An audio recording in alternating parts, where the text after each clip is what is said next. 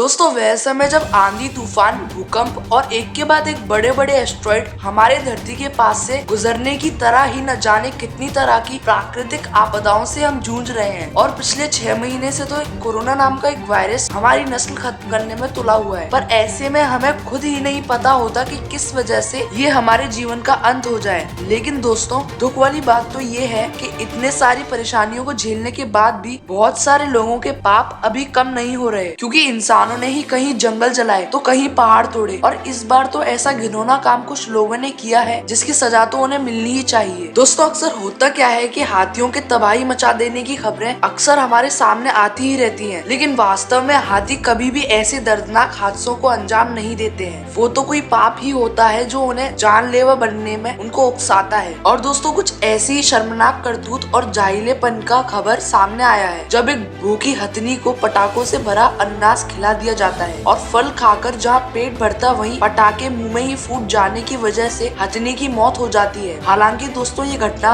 इंसानों को और भी शर्मसार तब बना देती है जब यह बात सामने आती है कि हथनी के साथ साथ उसके पेट में पल रहे बच्चे की भी जान चली जाती है। दरअसल ये घटना है नॉर्थ केरला के मलप्पुरम जिले की, जहाँ पर एक मादा हाथी खाने की तलाश में भटकते हुए जंगल के पास के एक गाँव में आ जाती है और कई दिनों तक वे भूखे पेट गाँव के आसपास घूमती रही। और तभी कुछ बेहद ही घटिया लोगों ने पटाखों से भरा हुआ अनानास खिला दिया, जिससे वे पटाखे मुंह में जाते ही ब्लास्ट हो गए। वह गर्भवती हथनी बहुत ही बुरी तरह से जख्मी हो गई। दोस्तों उस दर्द को मैं अपने मुंह से बयान नहीं कर सकता। हालांकि वह अपने बच्चे के लिए अभी भी जिंदगी जीने का प्रयास कर रही थी, लेकिन अगले 3 दिनों तक वह कुछ भी खा नहीं पाई। हालांकि वो इस समय उस पास के गाँव को अपने गुस्से से तबाह भी कर सकती थी, लेकिन ऐसा उसने बिल्कुल भी नहीं किया, बल्कि वह पूरी तरह से शांत थी। और जब उसके जख्म कम नहीं हो रहे थे तब वह हथनी वेलियार नदी में अपना मुंह डालकर खड़ी हो गई, क्योंकि उसे लगने लगा था कि शायद ठंडे पानी से ही उसके घाव को राहत मिलेगा। लेकिन फिर भी आखिरकार जब कर्मचारी उसे रेस्क्यू करके वहाँ से ले जाने की कोशिश करने लगे तब रास्ते में ही उस हथनी ने अपना दम तोड़ दिया और साथ ही उसने अपने पेट में पल रहे बच्चे को भी खो दिया था। और इस तरह से इंसानियत एक बार फिर से शर्मसार हो गई। हम इंसानों को ये जल्द ही समझना चाहिए कि प्रकृति को नुकसान पहुंचाकर हम कभी भी खुश नहीं रह सकते, और अगर प्रकृति हमसे बदला लेने पर आ गई तो हमारा क्या होगा इसका अंदाजा हम और आप बिल्कुल भी नहीं लगा सकते। आखिर हम इंसानों को कोई भी अधिकार नहीं है प्रकृति की चीजों को खत्म करने का, और खास करके जिन्होंने ये घटिया हरकत की है उन लोगों को प्रकृति जरूर सजा देगी। तो दोस्तों उस गर्भवती हथनी के लिए 1 मिनट का मौन रखकर उसको जरूर सम्मानित करना। मिलते हैं अगले ऑसम वीडियो में।